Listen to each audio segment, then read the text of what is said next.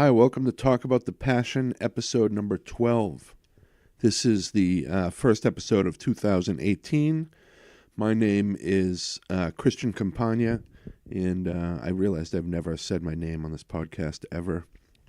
I think it's on the podcast when you see it, but that's how you pronounce it if you ever need to feel the need to pronounce my last name. There you go, Campagna. So I took a few weeks off at the end of the year, and here we are back with a new episode. I recorded this a while back with my friend Kevin Cafferty right here at the Lake House. Talk about the Passion Podcast Studios, which is basically my living room or dining room, depending on the time of day.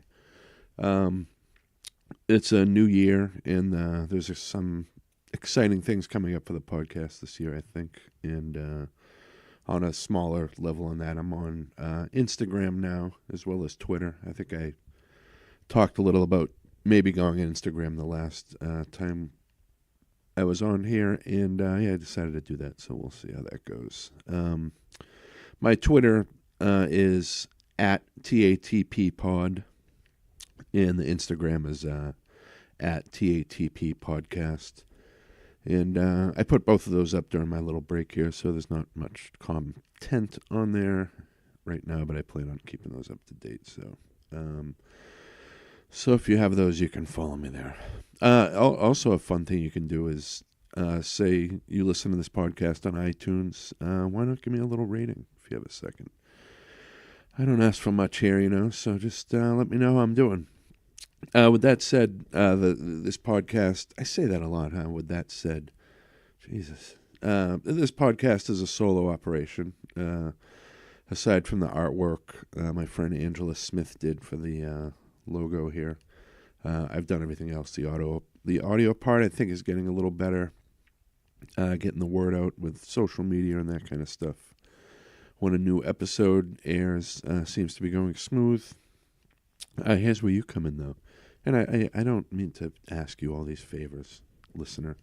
But if you want, do you know someone who should be on here? Should you be on this podcast? Should I even be on here? Wait, what?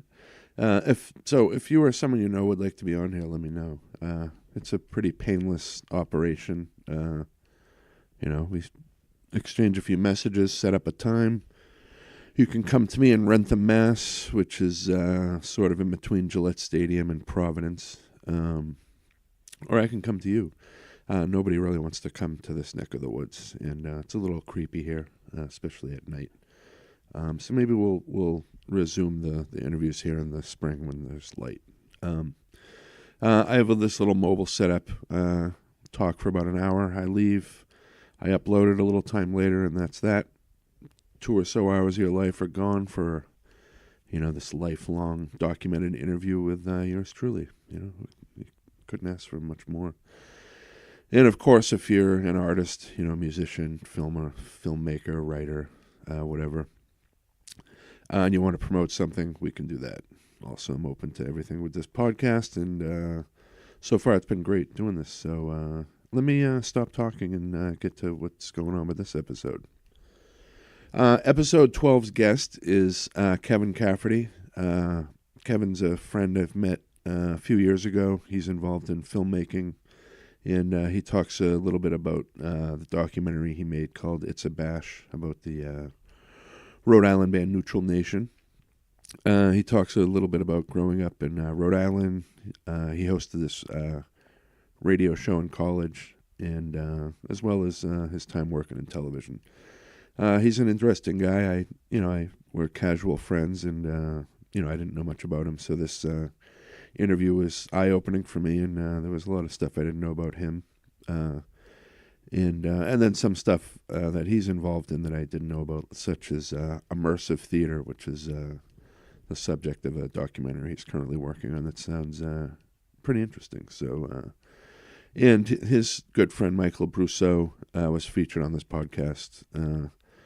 And Michael talked a little about Kevin, and some of that is addressed here. So like a few of these episodes now, everything seems to be kind of connected, man. Anyway, I held this episode for a bit so we could release it before this Neutral Nation It's a Bash movie and performance from the band, which is taking place on January 12th at the Greenwich Odeum in East Greenwich, Rhode Island. Kevin gives the details on that during the episode and near the end of the episode, so you should check that out. I finally got around to watching the film the other day, and it's actually great. I wasn't really familiar with Neutral Nation, although I imagine I saw them at one point. The film and the band are great. I think this interview came out great, and check it out. Yeah, here's Kevin Cafferty, and thanks for listening.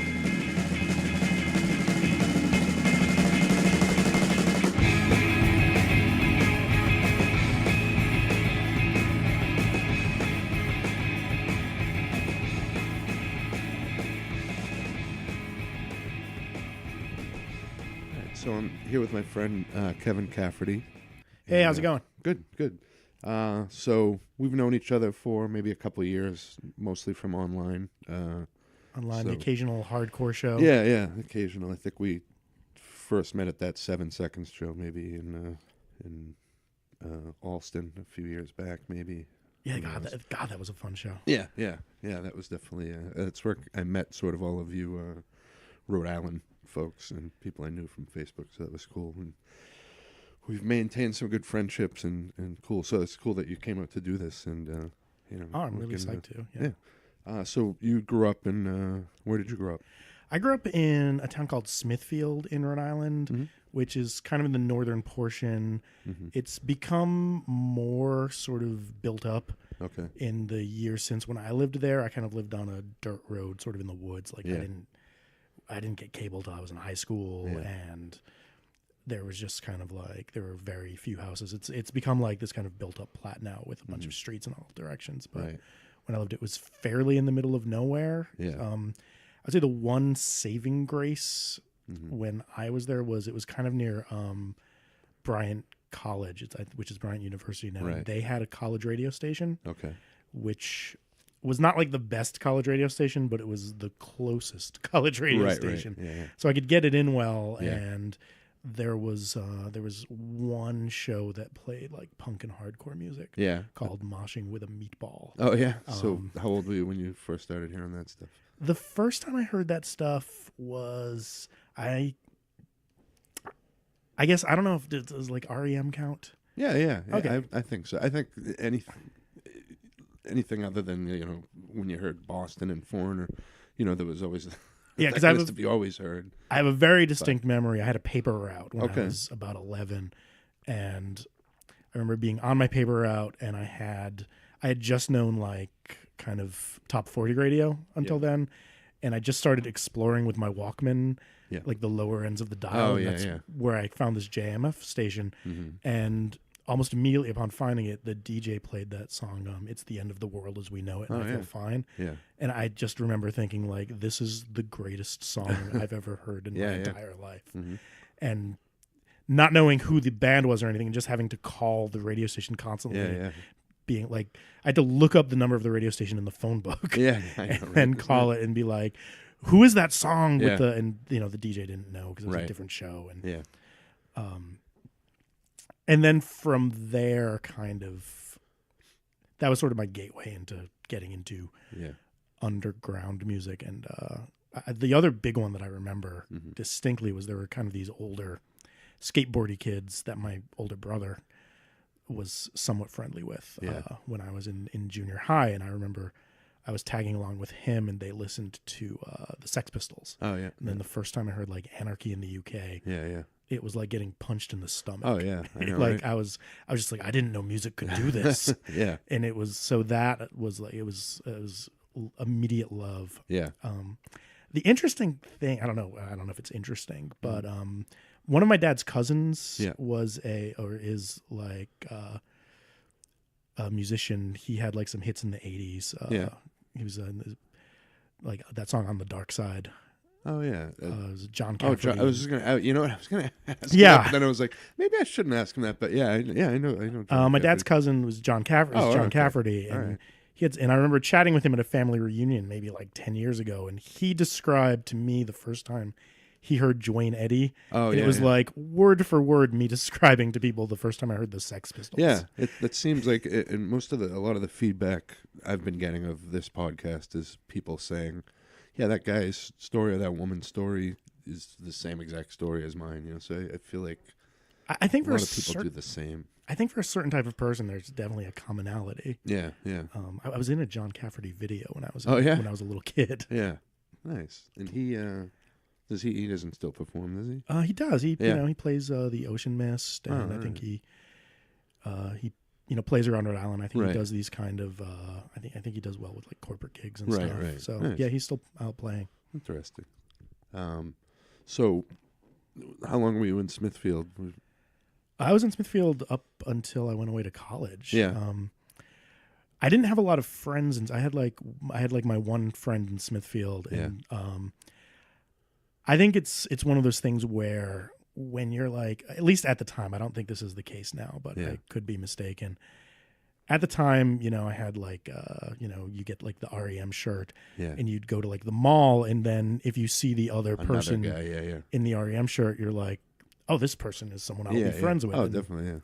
Like I remember you had Michael Brusso on this show before, and I remember the first time I met him, we were both wearing like Bloom County T-shirts. It's great. That was. So I made friends with like these kids in Woonsocket, like Liam Gray and Mike Brusso, and part of that was through. Are you familiar with like the computer BBS scene? No, what is that? It's sort of like before the internet was really popular. That's what people did who were into computers. Okay, and it was imagine if like only one person could go on Facebook at a time. Right. I remember we had one of those Atom computers. I think ColecoVision or one of those. And my older brother had some sort of thing that was, it must have been the late 80s, that was, you chatted with other people. So I don't know if that was like a similar. Yeah, and it's like, I had like a 300 baud modem on my Commodore 64. Yeah. And there was this bulletin board system called Dragnet. Okay. And that's where I met Liam. Oh, all right. And because we were the only two people who were into computer BBSs who liked punk rock music. Everyone else was into, prog rock and so we would be like, that's lame. Haven't you heard the Dead Kennedys? And you guys ended up becoming good friends, and you did a radio show. Yes, I had mentioned the Moshing with a Meatball show. Yeah. Liam was able to get that in Woonsocket, and we would listen to that. And I remember we were like 12, 13 years old talking to it, and we'd like talk to each other and be like, well, someday we're going to do that. We're going to do a radio show. Right. And it totally happened. I chose my college based on the radio station. Oh, yeah? I went to the University of Rhode Island because WRAU was, could broadcast to the entire state. Right. And, my first stop, even before I went to my dorm, was I went to the radio station to be like, how can I get into this? Right. And Liam did not go to the college, but he did the show with me. Okay. Yeah. And that worked out. We did that show for 5 years. It was called Shindig. Okay. And at least because the station had such wide reach, and I also think the timing was really good because it was, we started it in like 1993. Okay. So it was right when, it was right after like Nirvana hit and like Green Day Dookie, and we were Weezer album, and I'd say we were a little more pretentious than that, but there was such an audience for like hardcore and punk music anyway, and no one else was really doing it in the area. Everyone else was kind of doing these indie rock shows. Yeah. And so we were the only ones playing like Los Crudos and Bikini Kill. Nice. And it was like weirdly popular for a college radio show. Yeah. We would get fan mail. Oh, yeah. And like we had this army of like 15-year-old boys who would like call in constantly every week. The show was like Fridays from midnight to 3. Right. So from like midnight to 1, you'd have like 14 and 15-year-olds staying up late to listen. Right. And then from 2 to 3, the clubs would get out. So then you'd get this new group of listeners from getting out of the clubs. But like we'd do that show and like the phones would ring like off the hook through the whole show. Huh, that's crazy.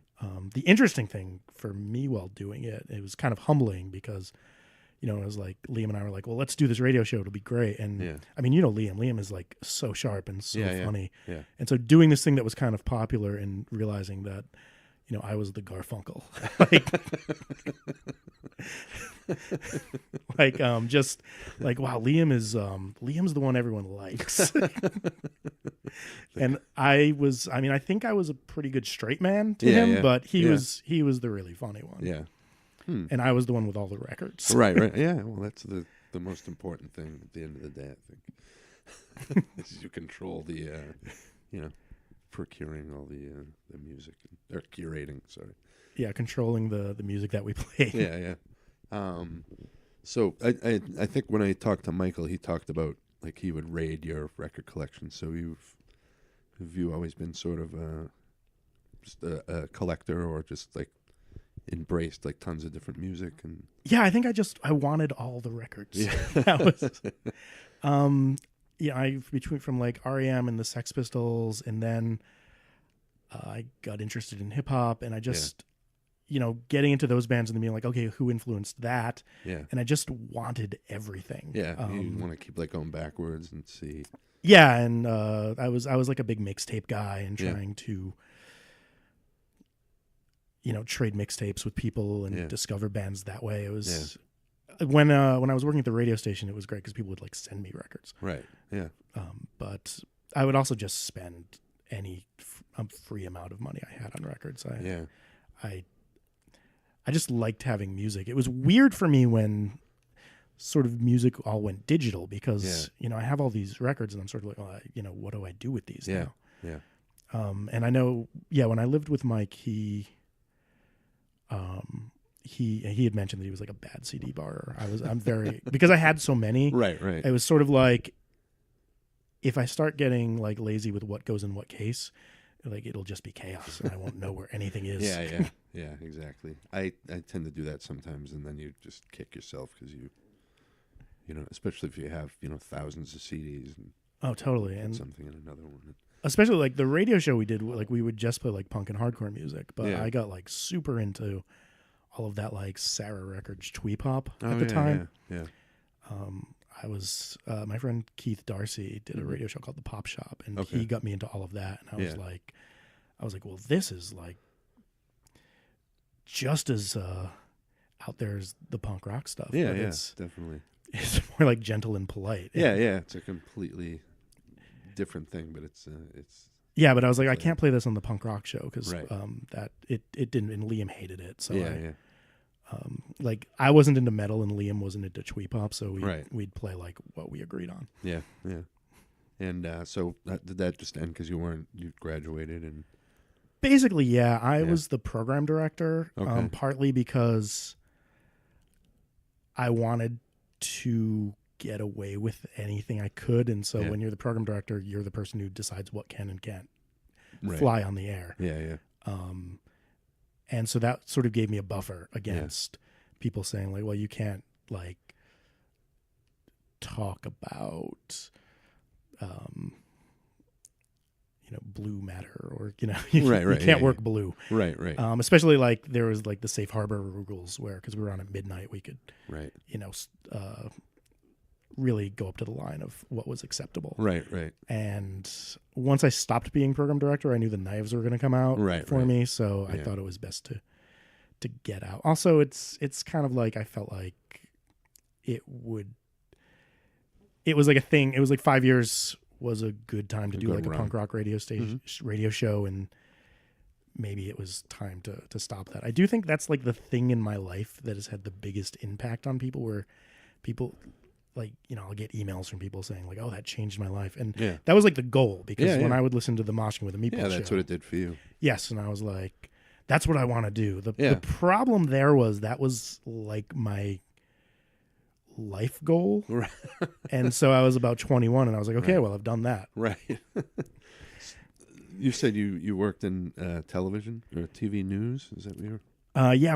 When I got out of college, because I went to college for the radio station. Right. So I needed some kind of job, and I was a journalism major just because that seemed like an interesting major to me that where you could maybe get a job more so than being an English major. Right. Obviously, journalism is a really good career to be in now. Yeah.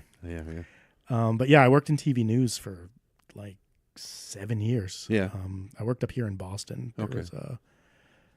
There was like a morning show Mm-hmm. On the Fox affiliate. And Okay. I kind of got on the water skiing squirrel beat where I would just kind of do dumb stories. Right. That I would pitch and they'd be like, yeah, sure. I'd be like, Right. I did one on like the roller derby. Right. I did one on Mike Brusso Oh yeah. tattooing mustaches onto people's fingers. Oh yeah. And that one got nominated for an Emmy Award. Really? Yeah. So this was it just on the 25 Fox 25? Yes. Oh, all right. I used to watch that in the morning with like VB With and VB and Gene and Kim. Yeah. Yes. I've Gene since- Levanchi. Yeah, I've since switched to Channel 7, but Well, the 25 morning show, sometime after I left, mhm.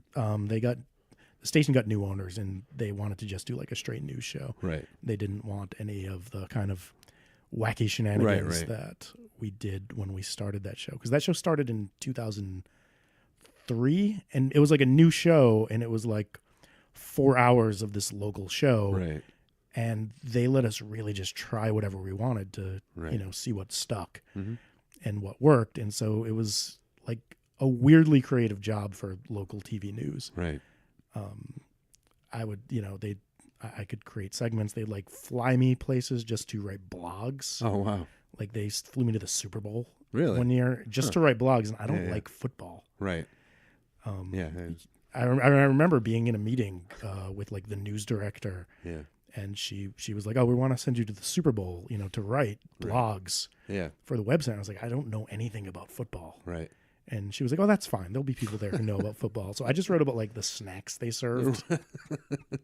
Yeah, I'm in the top 5 of like the football pool at my work, and I haven't watched a game all. Like I don't think I could name 5 professional football players, but yeah, just as a side. But so how long did you do that for? I left news in 2007. Yeah. And I worked in tech startups for a while just because Yeah. I wanted to get out of news because I was sick of like working every holiday and Right. working on the weekends Yeah. and the pay sucks. Right. Right.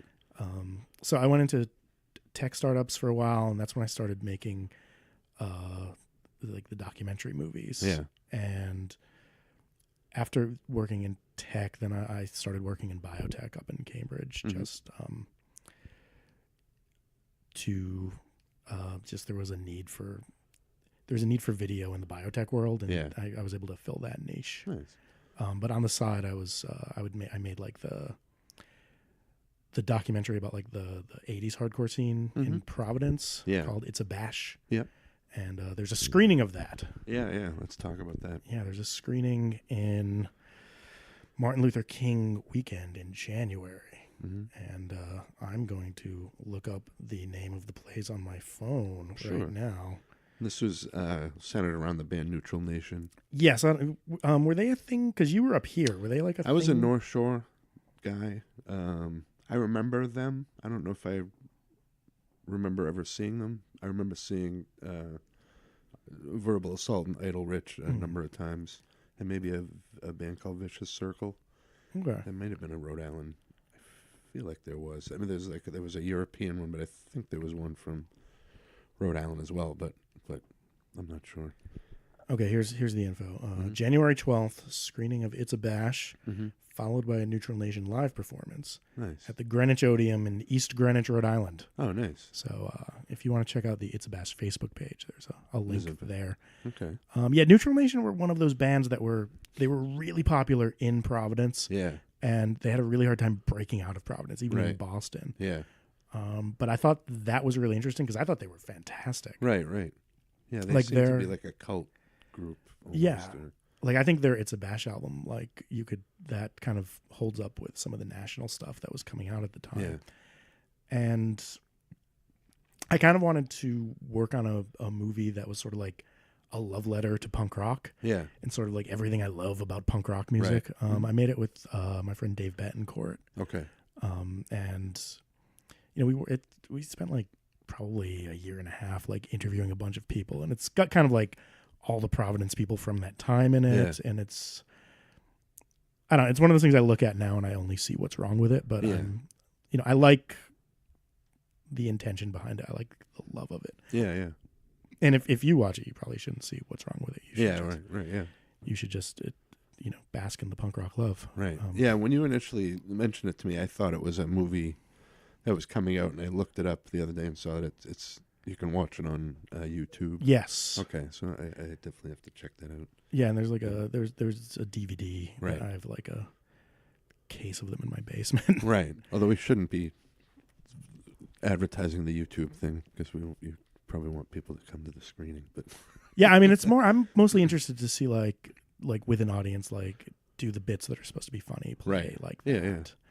And we've done screenings in the past, and generally the bits that are supposed to be funny play. It was weird like doing a documentary like that coming out of news because like my first pass at it, like it played like a TV news piece. Oh, really? And I watched like the first 5 minutes and I was like, this doesn't work at all. Yeah, as a documentary. Yeah. So it was an interesting learning curve. And then I spent like a couple years after that. I was like, oh, this is like the movie about what I love about punk rock. And then I was going to make a movie about like what I don't like about punk rock. Yeah. And Dave and I spent like a couple years trying to make a movie about like Screeching Weasel and like the 90s punk scene. And like, holy cow, did that fall apart. Oh, yeah. So were you a big documentary fan or? Yeah, I was. Yeah. Who was some of your favorites? I was really into Crumb, like the Robert Crumb documentary. Yeah, that one really knocked my socks off. Yeah. I really like the King of Kong. Mm-hmm. The Errol Morris stuff I really dug. I think Thin Blue Line. No. Yeah, Thin Blue Line. Yeah, Thin Blue Line. Yeah. Gates of Heaven about the pet cemetery. Yeah. I find like, to me, the documentaries I really love either have very eccentric people in them, or kind of a sense of narrative of like, well, what's going to happen next? Right. So, and if you can combine the two, that's even greater. So with the Screeching Weasel one, like we basically had finished shooting. Like we had a complete documentary. Really? And we were going to start editing it. And then, do you remember that thing at South by Southwest? No. Where the singer, Ben got in an altercation on stage and like, punched out two women. And we were like, well, shit, we have to go back to square one. So then we had to so then it's like the movie's about this. Right, yeah. But then it turned into like a whole, like, Ben didn't really want it made then. And he has very good lawyers. And so it's just, Dave has all of the footage, and I don't know if he's ever going to do anything with it. Right. But I just had to walk away from that. Yeah, that's too bad. Yeah, it was. I mean, we spent like 2 years shooting that. And it was interesting, like just going back and interviewing all these people who were like teenage heroes of mine. Yeah. So you obviously knew Neutral Nation and those guys. And I didn't know them before we made the movie. Yeah, okay. They were sort of the generation before, which I think was good because it wasn't like making a movie about my friends. It was it was sort of making a movie about, I mean, they were friends of friends, and I became friendly with them, over the course of making it. It's a fairly flattering portrayal. So I think they all like it. Yeah. I think they were hoping it would make money, and it did not really make money. Right. But it, they're almost too nice, because if they were bigger jerks, I think it would have made for a more compelling film. Yeah. But I still think we're able to like turn their story into an arc. Nice. But yeah, they were super nice. Whereas with the stuff about the 90s, I felt like those characters were more volatile. Yeah. And it's all, what I found really interesting about the 90s too was like how much money was flying around with music. And yes, it's crazy, huh? Actually, the podcast I'm going to do that I recorded last week with my friend Kevin Cafferty, who's the Raging Teens.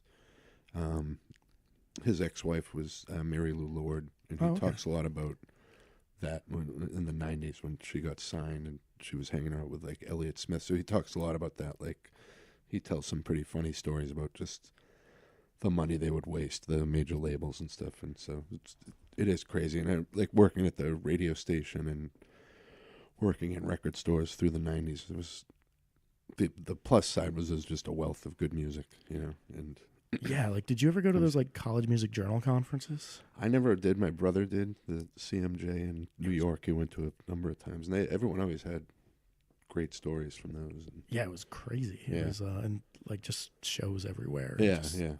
It was the money these labels would spend. Just last weekend, I went to see the Jawbreaker documentary. Oh yeah, how was that? I really liked it, but I get the sense that how much you like Jawbreaker is going to directly correlate to how much you will like this movie. Right. And I like Jawbreaker a lot. Yeah, so. yeah. Nice. When is that going to be released on? I would imagine at some point, but I think right now they're doing screenings at theaters. Probably for business reasons. 'Cause I think, you know, you put it on Netflix or Amazon and I don't know how much money you get there, but I think if you rent out the Brattle and it sells out, then that's a good thing. So you're working on another documentary now, or? Yeah, I just started. I'm working on a documentary about. I got really into immersive theater about 6 or 7 years ago. Not doing it, but like going to see it. There was this. So what is that, immersive theater? Immersive theater is kind of like where you. It's like a play, but you wander through it. Yeah. So there was a show in Boston in 2009 called Sleep No More. Okay. And what they did was they took an abandoned like junior high school and they put the show, which was an adaptation of Macbeth, throughout the entire like building. Yeah. And they like each classroom was like a different set. Right. And you just wander through it and it's dark. Right. And you kind of decide which character is interesting and you follow them. And sometimes a character, my first 5 minutes in the show, it's like my wife and I go in there and I'm in there 5 minutes. It's dark. There's all this like skronky music. And like one of the characters just grabbed me by the neck and dragged me into a room and locked it. And it's just me and this character. And she started licking my face. And it was like, it blew my fucking mind, man. It was... You know how like I think I talked about it like when I heard the Sex Pistols for the first time and you know what a kick in the stomach that was and I had just assumed that that's the response you have to art when you're an adolescent. Right. And this was the first time as an adult where I experienced something artistic and I had that same reaction. It was like hearing punk rock for the first time. Right. And I just completely fell for it. And I've seen it like a billion times. And so I realized that like the 10th anniversary of that show was coming up and I thought it would be cool to commemorate that and try and make a documentary looking back on that show, which is going to be interesting because there is no footage of it. But I think that's kind of an interesting challenge. And I've shot a little bit so far and I've kind of talked to some of the people and I'm scoping it out, and the 10-year anniversary is 2019. So I'm sort of on track for like a year and a half to try and put it together. Nice. And the people involved seem they're interested in doing it. The ones I've spoken to do. Yeah. I haven't spoken to everybody yet. Right. But enough people seem interested that I think I'm just going to forge ahead and see what I can come up with. I think it's an interesting story, and I also think no one else is going to do this. Right. Because that's always hard. You think like, oh, this might be an interesting documentary, and then you do a Google search and someone's made it. Yeah. Like I just found out recently, there's a podcast called Let's Talk About it's very similar to mine. I can't remember the exact name, but it's very like if you search mine on iTunes or just where you would search podcasts, that one comes up as well. And it's a guy basically the description of it is almost the exact same as mine. So, but whatever. It's if maybe one of us. Is it like? Do people talk about hardcore records though? No. See? Yeah, exactly. So and. Yeah, they don't talk about hot dog tattoos. Hot dog tattoos and immersive theater. Yeah. So were you always into theater in general, or? Not super into it. Yeah. It's one of those things where, especially, I think just kind of, growing up and being into punk rock music and, comic books and Dungeons and Dragons, it's just not something that kind of crossed my radar. I would go in college because I'd get free tickets through the radio station. Right. And if I would have a date with someone, I would. Right. I thought that would seem like fancy and impressive. Right. So I saw some good stuff then, and then my wife and I started going more and more. And for a while, we were subscribing to some theater companies, which is how we saw the Sleep No More thing, because I went into that not knowing what the hell it was going to be. And then, since I saw that, that was kind of like ground zero for this immersive theater US thing. It was bigger in England, but there's a lot of it in New York, so I'll try and go down and see some shows there. There's a really good show called Then She Fell, which is kind of like an Alice in Wonderland thing. Oh, really? Yes. Huh. And that's still running. And the Sleep No More show is running in New York right now still. Huh. And in Shanghai. They opened in Shanghai too, but not in Boston. Yeah. In Boston, it only ran for 5 months. Yeah. But it was so hard to get tickets by the end that it was like $700 on Craigslist. Wow. That's crazy. Yeah. So you just mentioned you were a comic. Yes. And a D&D guy too? Yeah. If you're playing like Nerd Bingo, you hit all computer BBSs, comic books, Dungeons and Dragons, REM shirts. REM shirts, anything that involved not getting dates. Yeah. As an adolescent. I went back recently, well, not recently, maybe 10 years ago or something, and rebought all I have them over there, the original DM guide and deities and demigods and the monster manual and that kind of stuff, which they had on that show Stranger Things the other night. Oh, yeah. The kid took out one of the things, and of course I had to pull it out and be like, I have that book. I mean, I stopped playing D&D in 8th or 9th grade. Yeah, same here. And then I got back into it as a middle-aged man. Yeah. In probably one of the tamer midlife crises. And now there's in my neighborhood, there's the neighborhood dads Dungeons and Dragons group. Yeah. We meet on Thursdays. Yeah, my first interview on this, Peter, he's been talking to me about getting back into playing again, so. It's a fun time. Yeah. I have more fun now than I did when I was a kid because it was harder to round people up living in the woods. Right. But yeah, and I again with comic books, it's sort of I got out of it. Once I discovered punk rock, it was kind of that was the thing. When I was a teenager, it was kind of records was the thing. Yeah, I feel like that's kind of what happened to me. Once I got records, even girls was whatever. I rather. And going to Newbury Comics, and I have $27, and And then I kind of got back into comic books later on. Okay, I read there was a blog you wrote about getting Stan Lee's autograph. Oh right, that was pretty interesting. So Michael had mentioned he said something about you interviewing people at comic conventions or something. Is that? Oh yeah, at Rhode Island Comic Con. Okay. For a couple years, I would interview the cast of Buffy the Vampire Slayer live on stage, which totally came about from there was a comic book store in Providence called Atomic Comics, run by this great guy named Steve Alquist, and I was working in TV news in Providence at the time, so I was working nights, so I'd go every Wednesday to the comic book store, and it was the other guys who would show up every Wednesday at the comic book store. It was the Algonquin Round Table for morons, kind of all standing around, discussing the latest doings of the comic book industry and the previous night's Buffy the Vampire Slayer. Yeah. And one of those guys wound up doing the bookings for the Rhode Island Comic Con when that started up, and he knew I was, completely obsessed with Buffy the Vampire Slayer. Oh, so you're a Buffy. Yeah. I fucking love Buffy. So you guys are pretty crazy because I worked at Rounder Records, and we were at the time when I was there, we released the soundtrack to. There was a musical episode called Once More with Feeling. Yeah, and I remember. I think we were giving away. Remember record flats that they would hang up at record stores. We were giving out autographed ones that were autographed by the creator or who was the guy that wrote the music. Christoph Beck. Yeah. I think they were autographed by him, but people were calling, people when they didn't get the order, that day that they were supposed to get it on, the street date, there were some angry Buffy fans.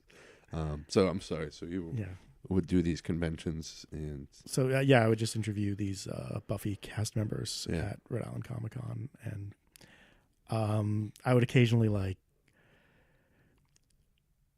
moderate panels at the San Diego Con too. Oh, nice. Steve and my friend Chris Riley, who sadly passed away a few years ago, they had a comic called Strange Eggs, and I would interview them at San Diego sometimes. Oh, okay.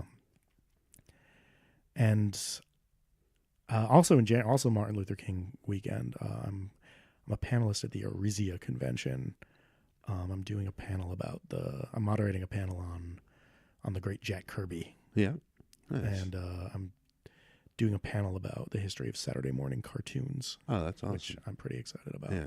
Who were some of your favorite Saturday morning? Well, there was the Dungeons and Dragons ones, obviously. Yeah. I liked the phenomenon of shows that were primetime shows that they would turn into a Saturday morning cartoon and then add a superfluous sidekick character like Mr. Cool on Fonz and the Happy Day Gang and Glomer on the Punky Brewster Show. Like why does this character exist? It's like they were developed by a sentient bag of cocaine or something. Right. Some executive, no matter what the adaptation was, well, we need to add a little sidekick character. I was also really into the concept of, I would wake up super early, at 5 a.m. And all the stations were test patterns, except Channel 5, which would show Captain Bob. Oh yeah, yeah. A crusty old sea captain who would draw a pelican. Right. I would be like this is the punishment for flying too close to the sun. So what about film in general? You have a big film buff? I think so. I mean, it's it's one of those things where there's always someone who's more of a buff. Right. I mean, I'm a person who likes films. Right. So it's hard to say. I mean, I think there are. It's always one of those things where when you know people who are so into something that you're kind of well, maybe I'm not a film buff. Right. I enjoy watching films. Yeah. I know. I recently came to the realization of that with heavy metal, where I'm I love metal, but maybe I don't like it as much as I thought I did, because I find that the amount of bands that I love is shrinking, and the style, the black metal and that kind of stuff, I can't even really listen to the screaming. Yeah, especially with the internet, it's it's very hard to think that you're the biggest fan of something, because there's always someone crazier than you. Yeah. And so we'll go back to talking about collecting all sorts of music as a younger person. As you get older, do you still get that from music at all, that kind of passion where you're are there any new artists, or have you gone back to older stuff? That every so often I definitely have that kind of older guy thing where I'll listen to a lot of stuff that I listened to when I was a teenager, but I still my friend Keith Darcy, who I mentioned, who had that show The Pop Shop, he works in the music industry, and he will text me check out this. He got me to the Bedouin record. So he's my friend who knows what is good and new. Right. I'll stumble across things once in a while. I was really into there's a country singer named Laura Cantrell, and I really flipped for her. I thought her stuff was just phenomenal. Yeah. And so it tends to be things that I wouldn't expect to really hit me. Yeah. But the punk stuff, like going back to like the punk and hardcore, has that scene itself, like just being involved in that as like a younger person. Do you find that like affects your life now, like just how you approach work or like family or friend, like community and that kind of thing? I think so. I mean, I think it would be hard for it not to. Yeah. I think the biggest thing it did was it gave me like a bullshit detector. Yeah, yeah. I think the DIY thing kind of did that for a lot of us. And yeah, and I know like the friends I made when I was involved in that are still some of like my closest friends now. Yeah. Like I still talk to Liam like once a week, Right. and Mike Brusso, and so I think that aspect of it was really big. Yeah. And I don't go to a ton of punk rock shows these days. Yeah. And I don't know if you do, but it's I don't. And the last one I went to was, I guess, the Descendants. I saw Liam and the family there, and so yeah. I went to the Boston Descendants show, and that show was interesting because I felt like for about half of it, it was just sort of like yeah. And then they play certain songs, like they play Bikeage. Yeah. It's like a hole opened in the space-time continuum, and suddenly I'm 18 again. Right. But then I'm like, well, am I just liking this because it reminds me of being a young person? Right. So I would like to see. I really liked "Fuck You, Pay Me." I thought they were. Yeah. I thought they were really good live. It's hard watching like 4 bands in a row, like the isn't it though? Yeah, like, and I'd rather just like talk to my friends. Right. No, I know that's what. Yeah, same thing. Like when we went to that, when I met you at the 7 Seconds show.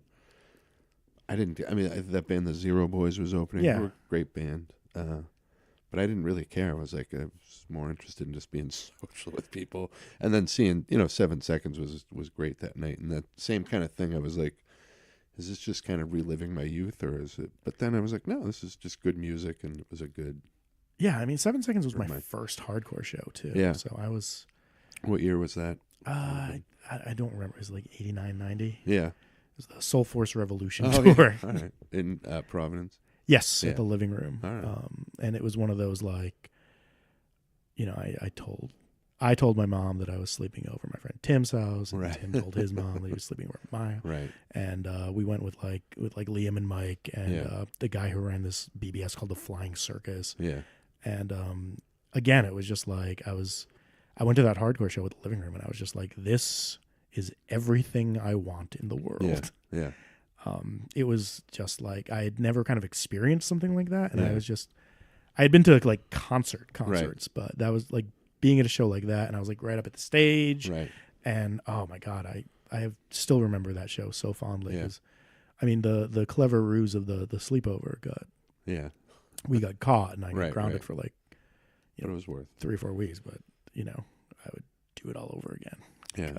So you had been to you were into like bigger bands before punk, obviously. What kind of stuff as like a young kid were you into? I went to my first concert was like REM. Oh, right. Like the Green Tour. Oh, nice. Yeah. That's a good first tour to see. Yeah, it was great. Yeah. I never saw them, and that's one of those bands they're one of my favorite bands, and I just somehow managed to just never see them somehow. I saw them on the Green Tour, and then I saw them on their last tour, but that was it. Yeah. And my wife got me tickets. Yeah. For the last tour. They played Great Woods, or whatever they're calling Great Woods now, and I had a blast. It was really fun. And then I don't think they said it was their last tour. They just kind of broke up. Right. So like Fugazi. Yes. I'm still waiting for that announcement where they're just going to be like, Fugazi's officially broken up. Just FYI. But yeah. So. And before that, I was into the Beatles. So I was into bands that weren't touring. Right. It suddenly hit me that the Beatles were, had done all of these different things, and I was like, when I was in like 5th, 6th grade, I was like heavily into the Beatles, which I feel like is a good gateway into liking pop music. Yeah, I think, and just, I don't know, like culture and that, like as a kid, like it was when my dad first like gave me those records, it was just, I don't know, for what it opened this whole real world of, England and, just It's interesting, yeah, because my dad definitely feels like he's one of those guys that's like the Beatles ruined everything. Yeah. Like he's into doo-wop and like the Spectre girl groups. My dad's like really into records, but his interest in popular music like that ends in about 1963. Yeah. So he had like the first couple Beatles singles like before they were on Capitol, but overall like that's kind of when he lost interest. Huh. So was he a player in your like getting you into music and stuff? I don't think. I mean, he was always listening to oldies radio, so I think that got me into it. So I still kind of like all those, 50s songs. Yeah. But I think I kind of came to it on my own. Yeah.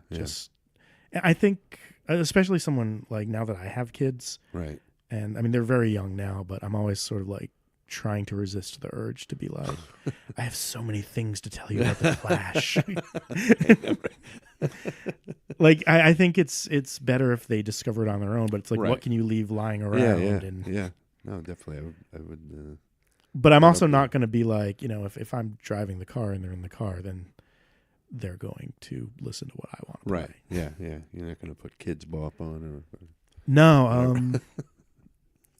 Cleo, my daughter Cleo, like she just turned 3. She's she really likes She Loves You by the Beatles. Oh yeah. Like she loves that song. Yeah. And that's when I was just playing it. Right. And she like asks for it. So I'll play that for her. Nice. And she likes Jonathan Richman. Oh wow. Yeah. Nice. Yeah, that'll be fun to like introduce.